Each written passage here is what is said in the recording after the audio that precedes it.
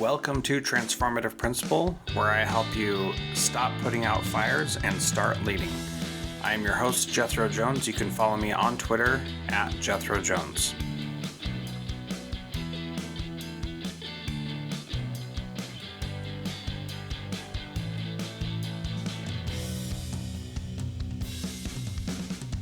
Start what you were saying about education journalism again. Education journalism isn't the same as reporting the news. People think education journalism is when a shooting happens at a school and somebody reports what happens. Well, that's news reporting, and that's not the same thing to me. To me, education journalism should be about ideas and using the ideas of all the great minds in education and everywhere else to figure out where we need to go and how to get there. And we're really not doing that yet, but we can. Yeah. So what does that look like in today's environment where so much is driven by political things and political agendas? Like, what does it look like to be, um, to have these conversations? Is blogs and podcasting enough, or does there need to be something more? Blogs and podcasting are important. Certainly not enough. When you add the things that I do and that Victor does, and all the other magazines and websites, that's a big part of it too. But we need all the voices we can find. Certainly, voices like yours and your partners, perhaps the voices in my magazines are very important. But we also need to find the voices that we can't hear yet, because I would almost guarantee you the answers are out there. The truth is out there, however you want to say it. But everyone needs to speak up and everyone needs to find his or her voice. And I think we can get where we're going. Right Yeah. now, the environment to me is absolutely absurd when the issues of the day are whether transgender athletes should be allowed to use the bathroom, and that makes the news, and that requires an executive decision all the way up at the White House. Well, to me, that's a distraction. The real, the real thing is our children aren't being educated; they're not learning. And I would almost say, who cares if a transgender student uses a girl's bathroom or a boy's bathroom? I'm sure somebody cares, but that's not the issue. It's a distraction. So we need to find all the voices that we can and get to where we need to be when the mythical grade level says that 83% of the kids can't read at this grade level. That's a big problem. That's a much bigger problem than anything else I can think of in education. So let's talk about that. I mean, we can even talk about what the hell is a grade level. If none of the kids are reading at grade level, how could that be grade level? Exactly. Just for example. But I don't know. We've got real issues, real challenges. Let's jump in there, everybody, and solve them. I've never met anybody in public life, a Republican, a Democrat, an independent, that doesn't care about his children, that doesn't want to get better. So let's quit screaming at each other and calling names, and let's sit down and get all the ideas on the table and move forward. What's wrong with that? Yeah. Well, that's something that I believe also. And as a school principal, when I would talk to parents and they'd have something that they were upset or bothered by, I always started by saying, "Hey, look, you and I both want the same thing for your child to be happy, healthy, and grow up in a successful way, and be a good, positive adult." There's no parent out there that does not want that for their kids. And No. and it's crazy to think that there's not that we can't come together on that idea and get a lot of these things that truly are distractions out of the the public eye. Why do you think that people pay so much attention to that stuff that is um all the distractions? Why do you think people pay more attention to that than the real issues? I'm not sure, Jethro. Perhaps it's because that's what it's fed. That's what they're fed. Hmm. And perhaps they're in lies the problem in education journalism. Uh, I don't know why they pay attention to that more so than it may be because they just assume that their children are going to get educated in our school system. And that's been the assumption all along. It's very comforting to think you can drop your kids off and 13 years later you have an educated adult, but it just ain't so.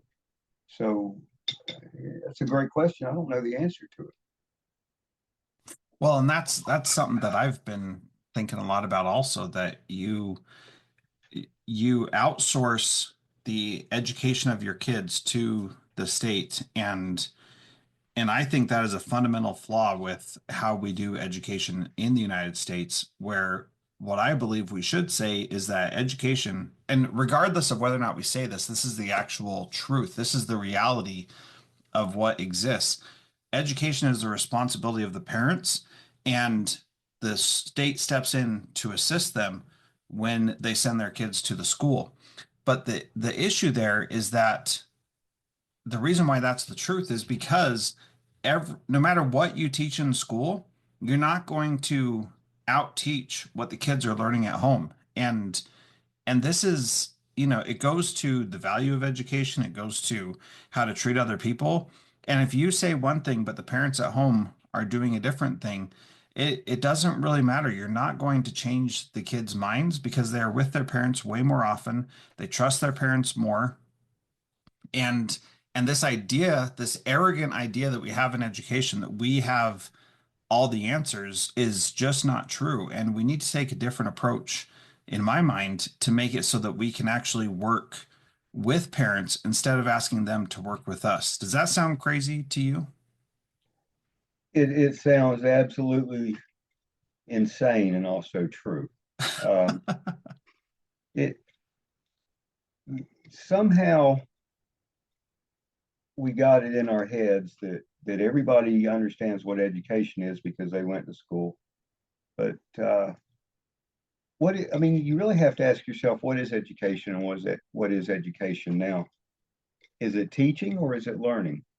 Is it control or is it having the students take control? I mean, we probably have to actually redefine what it is we think we're doing. I think there's some fundamental questions that aren't being answered. Yeah. So, is it? I don't know that it's the parents. It's certainly the parents' responsibility. I don't know that the parents are necessarily more qualified because I don't think they understand that the school doesn't get the job done. They just assume that the schools are experts. Yeah. So you worked in the school system. What do you think? Well, I agree with you. They think that the schools are the experts, and we may be the experts in some things, but they're the experts in their kids. And it requires, in my mind, a strong partnership for that to work. And regardless of where your kids are at, whether they're impoverished or wealthy, whether they're whatever race, it doesn't matter. The parents know the kids the best, and we need to work with them to do what's best for the kids that are in front of us. It, and we have education and experience working with kids, helping them do things, but still every student is unique. And that doesn't mean that like you can't teach certain things in a certain way and have virtually all the kids get it. But this has been my ongoing question. We say that there's the science of reading, for example, just to take one topic, and we say, okay, we know how to teach reading. Well, if that's really the case, then one, why are we still having kids fail? And the easy answer is, well, not everybody's using the science of reading to teach. But then the second part of that is, why are we using uh, fallible, imperfect teachers to teach something that we know exactly how to teach it? And why are we not using the technology that we have to make it so that kids absolutely get all the practice that they need, absolutely have all the experiences that they need, and then we put the teacher in a position to help them when that stuff isn't working and when they need something that is unique or different. But that's just one example of that. If that were really the case and we really knew how to teach reading, then we should have a system that ensures that every kid is reading by a certain age and there's no ifs, ands, or buts to it. But we don't even have that. Yeah, and so much of our education system is based on the fact that we teach all kids the same way. Um, it's almost like an assembly line to mold kids into a certain style of adult. Mhm. And all kids are different. And perhaps the greatest challenge that we have and our greatest failure is the kids aren't digging what we're giving them. You know, Yeah. they tune it out. It's not interesting to them. And I mean, it's a completely different world. I'm 64. How old are you, Jethro? I'm 43. 43. Is the world anything like it was when you were 10 years old? No, I was just talking to my kids about that. It's nothing like when I was 10 years old. And we still teach pretty much the same way. It's been my experience that if you can get a child interested in something, you can't keep them away from it. Yeah. Why isn't that our goal? To get kids turned on to what they're interested in and then slip in the mathematics and the reading and the physics and the biology and let them go for it. Kids are such magical, wonderful beings. They're like sponges that take in their environment. Let's take advantage of that. Let's let them have fun. Let's let them be creative. Let's let them direct where they want to go. Uh, why are you trying to beat them into a box? Mm.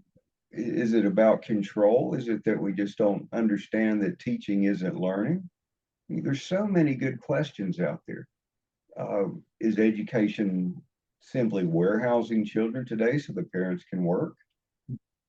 I don't even think it's a matter of public versus private, and I don't think it's a matter of new technology or better technology or artificial intelligence. If you use artificial intelligence to have a more efficient system of teaching the way you always taught, you're just going to get more intense versions of failure. I Yes. mean, let's be real. Artificial intelligence is a gift and can be the greatest technology ever for learners. But let's see it as a tool for learners, not a tool for teachers.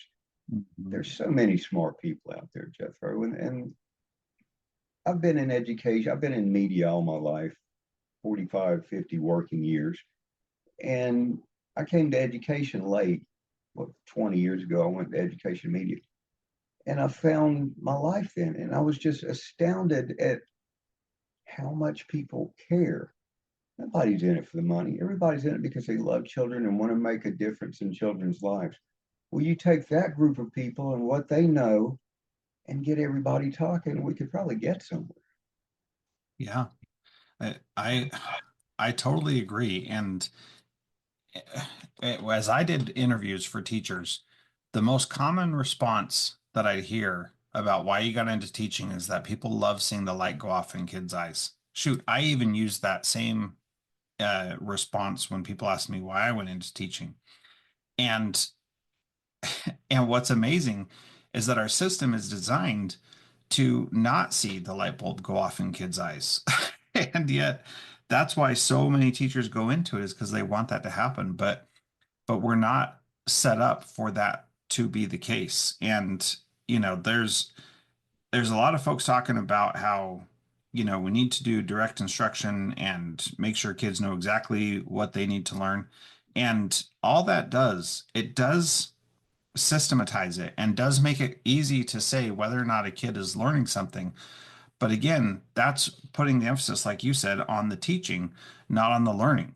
And in my experience, and if you search for synergy on this podcast, you'll hear me talking about it many times, where when kids were able, once they had the foundational skills of reading and writing and math, once they could do that, then we could turn them loose and they would learn more than we could possibly teach them in a traditional classroom setting. And we had students who would pass off 40 or 50 standards in the time that if we tried to teach all of those standards and come up with a way to assess all of them and teach them, make sure every kid got them, there's just no way. And the amount of information that is out there that kids can learn is way beyond anything that we could ever hope to teach them in a systematic and structured way.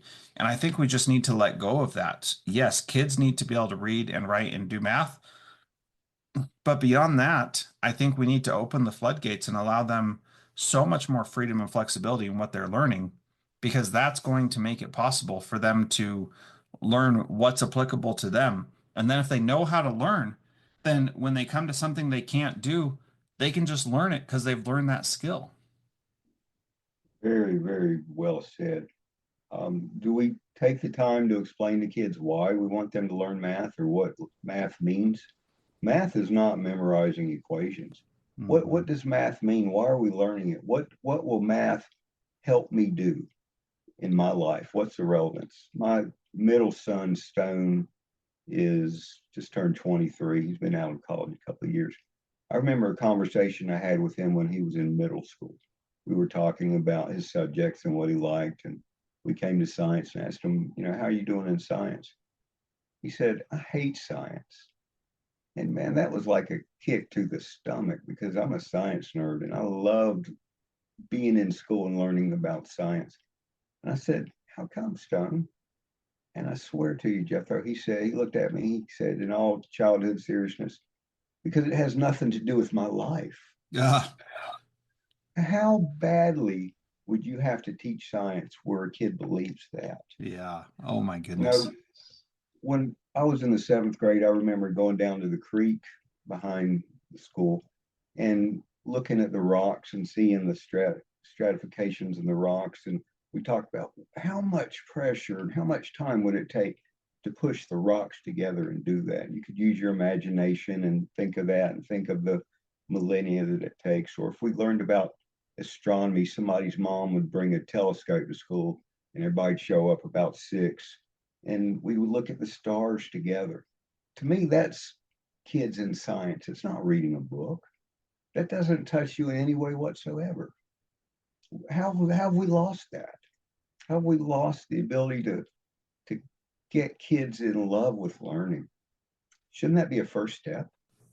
Yeah. You would think so. So I appreciate this conversation. I'm glad we had it so we can get on the same page about a few things. I want to talk the a little bit more about the journalism space of education. There are so many smart, intelligent educators out there who should be contributing to this field. So how how would you suggest that people start contributing? You're publisher and editor of several publications, and how can people get started? What can they do, and what would be your advice to get started in sharing their wisdom and knowledge? Well, I would love to have them contact me just for one or my counterparts in all the other media. Victor at EdTech Digest, Lonnie or Doug at Learning Council, and all the other wonderful publications out there that are searching minute by minute, hour by hour, looking for these voices. Just don't be afraid. Just step up and say, hey, is it okay if I write an article? Because all of us will say yes. We would love to have your voice. And you and Ross and all of the podcasters in your network is huge. You reach thousands and thousands of people. And if I want to be on a podcast, all I have to do is ask, and you or your counterparts will probably allow it. And we Yeah. can just talk about stuff. And the more people that talk about stuff and write about stuff and read about stuff and listen about stuff, I think that makes a huge difference. Yeah, I think it we does. in the education media have the opportunity to change the world, and not because we're real smart, but because we can find some real smart people to talk to us. And that's what it's going to take. Yeah. Well, and having people, this is key what you said, having people share what they're doing. I mean, a lot of people think, well, I can't do that. I don't have enough credentials or enough history or enough other published stuff to be able to do that. And the reality is you probably do. And you need to think a little bit better about yourself and think that you can contribute to it. And you have all these publications, and I first heard Leilani Cawthon speak just this year. I did not know who she was until I saw her speak, and I was, What did you think? well, I was very impressed, and I went up Yes. to her afterward and I said, "Hey, we need to stay friends." And then I emailed her, and she never emailed me back. But that's Maybe her email filter got it. I'll pick up the phone and call her and ask her to call you if you like. yeah, that'd be She's great. she's probably the smartest person I've ever met in real life. Yeah, She's amazing. yeah. So I was speaking at the same event that she was, and she was the keynote, and I was one of the breakout speakers. And what she said forced me to change what I was presenting that day because it was so on point. And she was talking about AI and the changing world, and that's what I was talking about too. So, but the thing is, like, she's not the only one who's thinking that. She's not the only No, one who has these ideas. But what she does have is time and a voice. platform to Yeah. be able to get out there and say it. And there are teachers in that audience who followed up with me afterward and had amazing things to say that should be writing articles, but they're not for whatever reason. So my call here is Charles put out the invitation. If you're listening to this and you've done anything cool in your school, you are qualified to write an article, to get your voice out there and be part of it. And so if you want to reach out to me, because we already have a connection because you listen to my podcast, I'll put you in touch with Charles and anybody else. But that kind of stuff is just so important. And this is like episode 700 of this podcast or something like that. And it all started because I just wanted to learn more myself and then share that with other people. And I thought I'd have a better chance of being able to talk to people if I told them that we were going to do a podcast and that other people might hear it too. I thought, well, nobody wants to talk to me, but maybe they'll want to talk to other people. And that's how this started over 12 years ago. And now I've been doing it for 12 straight years. And that kind of stuff is really, I think, amazing and gives a great opportunity for us to share what we're doing. So absolutely reach out and say, hey, I either want to be a guest on the podcast or I want to write an article for something, and let's make it happen. Anything you'd add to that, Charles? Yeah, I would go beyond the fact that you have an opportunity to get your voice out there. I would go one step further and say you have a responsibility Yeah. to get your voice out there. The only thing that's required for things to go wrong is for good people to say nothing. And it doesn't even matter if we end up doing what you say, the fact that it's another voice that can be considered. And it's not just if you've done something cool in your school, if you have an idea, if you've observed something, if you think something, if you're a teacher, if you're a principal, if you're a student and you're listening to this. I mean, that's where the real action is. You're right in the middle of it. What would help you learn more? When I was in school, I hated it. I graduated 449 out of 501 Yeah. in my class because I just didn't like it and didn't try and didn't listen. Well, I got in college and it was straight A's and Dean's List. And the difference was I liked it and I Yeah. tried. And how many Charleses are out there that might be pretty bright and could make a contribution? But I'm a precocious, excuse me, English, fifth language. I'm a precocious little kid and think I know it all, so I tune it out. Well, if I was interested and turned on, who knows where I could have gone or what I could have accomplished as a child and then an adult. So let's get there and let's care and let's try and let's get rid of the procedures and making it our goal to keep school the way it's always been. And let's talk about if we could do anything in education, what would we do? And let's do that. All right, there's a bunch of different publications that people could contribute to. Where would you suggest people start? Is the Learning Council, for example, something that people could contribute to, or is that a closed system? Absolutely. Yeah, no, absolutely. The Learning Council is a great one.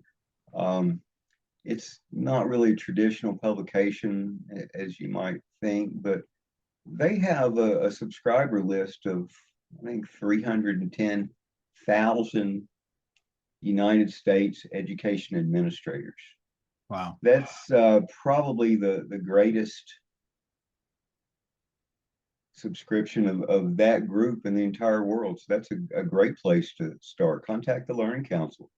I have some ed tech and AI publications. You can contact me. You can call me. You can email me. I think you could give them my email address after this, Yeah. Jethro, and I'll get on the phone and talk to you. You know, I would love to talk to you, and I'm very fortunate to know most of the other editors and publishers, excuse me, in the biz because I've been in it a long time. I can't tell you how many years I've been at conferences in the, excuse me, the media room, drinking bad coffee and eating free sandwiches because that's what journalists do. If it's free, we're there. And I've talked to everybody. I know everybody. I'll pick up the phone and call another editor for you. I don't Mhm. mind. It's all about helping each other and getting the word out there. I'm sure you'll do the same. Yeah, absolutely. One of the things that people have said to me is that I'm a super connector and connect people, and that's one of the things I love to do is I love to put people with the right kind of people to help them get what they want to have happen. And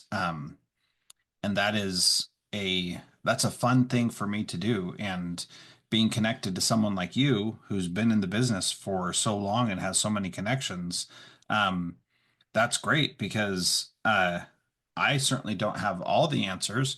I have some that I think will work for me and work with others, um, but if I can connect people with you who do have answers for things, then that's fantastic. And that's the kind of thing that I want to be doing more of is connecting people to help them achieve whatever it is that they're going for.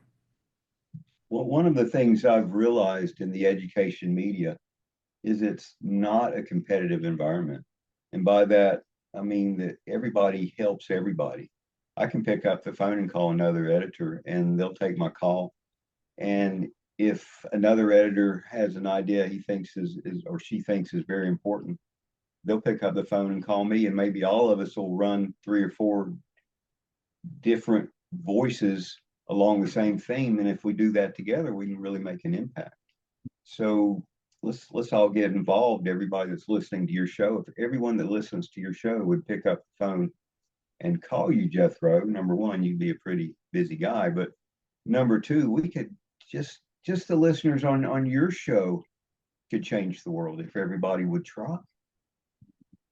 Yeah, it's very true. And the thing that's so amazing about that is that I've seen it happen as people have reached out to me who have listened to the podcast and said, "Hey, this is the thing that I'm doing." And they do make a difference in their local community, but then they make a difference in a bigger community when they share what they're doing and share what they're experiencing and seeing, because then they give somebody else an idea and say, "Oh, maybe I can try something like that at my location." But the thing is you don't have to do exactly what someone else does. You can do your own flavor of it, and you can do your own thing that is unique to you and to your people. And that's where the real power is, to be honest. Yeah, right. Listen to me, listen to my ideas, and then incorporate them in what you're doing if they make sense. If they don't, so you wasted 5 minutes, but you tried, that's a great point, Jethro. Let's use these ideas in our own ways, use them as appropriate with our own learners. And let's talk to our learners and ask them, What would help you? What would you need? What would you like to see? How often do we do that? Yeah. Not as often as we would like. And one of the big challenges, Charles, is that it takes time to write, to create, to do things. What's your advice, knowing that it does take time to do things well? What would you suggest? I would acknowledge that and say, do it anyway. Yeah. Find the time. If it takes you a couple of hours to write an article for me, just realize how important it is, and you probably won't mind finding the time. But yeah, it's an effort. It's not going. The world's not going to change by itself. Yeah. But with you and me and all our friends, we can probably make a little bit of a difference, maybe a lot of a difference. But why would you not want to help? Why would you not try? That's why you're in education. That's why all of us are. Yeah. So here's a microphone, a megaphone. Let's tell all our friends and all their friends and all their friends. Sounds like a commercial, doesn't it? Yeah. And I told two people, and you told. Uh, Yeah. Little I'm pyramid old if I scheme. remember that commercial, but anyway. And feel free to delete out any of my ramblings that you want, because I find myself bringing in references and I don't realize how old I am. And I'll bring in a reference that's 20 years old thinking everybody can connect to it. And no, I'm not 80 years old, Charles. But you know, Yeah. or leave it in so everybody will realize I'm a rambling old man. Your choice. Either one. I'll tell you, I will leave it in because that's how I do it. And I usually don't Okay. edit anything out because I want it to be real conversations and real people talking, and not just this polished, pristine thing that everybody thinks is totally perfect. I mean, the way we started was a good example. Like, we just jumped in, and to me that's totally fine. And some people are going to be like, well, who is this guy even that we're talking to? But you can look in the show notes and then you can see, and besides, you're giving good information. So Well, the answer is I'm one of many, and my qualifications aren't particularly stellar. My greatest qualification is I talk to a lot of people and have for a long time, and do my best to absorb their ideas and relay them when I can. And that's my only qualification. I'm not an expert in education at all. I was an English major and a journalism major, and I have no qualifications in education whatsoever. Let me be clear. But I talk to really smart people, and I'm bright enough to know what I don't know, and to tell you what they said. That's my only qualification. yeah, well, and that's that that's a pretty good qualification, to be honest. And none of us gets here on our own, right? And so let me ask you about what made you get into education journalism, Yeah, and sure. what was your path there? As I stated at the beginning, I've been in media forever, and I've produced TV, I've produced radio, I've published publications. I had a nice little publication company going, and I sold it when I was, I think, 46, 45 years old. And I thought, hot darn, I can retire. So I found out I really sucked at golf. Yeah, And, there were a lot of things that I could do, but it just wasn't fulfilling to me. So I took a job, and an old friend, R.B. Knight, had a little publication called the Southeast Education Network magazine. And he said, you can be editor of that if you want. And I agreed, and I jumped in with both hands and both feet. And I got on the phone and I started calling people because I knew nothing about education. And it's going to be hard to be an education editor if you don't know anything. So I had conversations from 8 in the morning till 8 at night for days and weeks and months. And I started to understand this education thing and the passion that were in people. And it was just contagious. And our little magazine grew to a 180-page book that had the greatest minds in education and possibly the greatest thing I've ever done in my life. And I did that for about 9 years, then struck out on my own with some publications. And that that's how I got into it, just by accident. He could have had a health publication or a mechanics publication. And that's what it could have gone into. And I probably would have retired again shortly after. But I caught the bug. And for the Yeah. first time in my life, I found out what I wanted to do. And money no longer mattered, and helping people did. And that's why I'm in it. That's why I've stayed in it. Yeah. That's fantastic. I love that. And it's it's funny. I was talking to a principal who's considering a job change, and um the job would have been more money, but what he was really excited about was that he had the opportunity um to make a bigger impact than he was making, and to do things in enough of a different way that, like, the money question was like, okay, what do you do?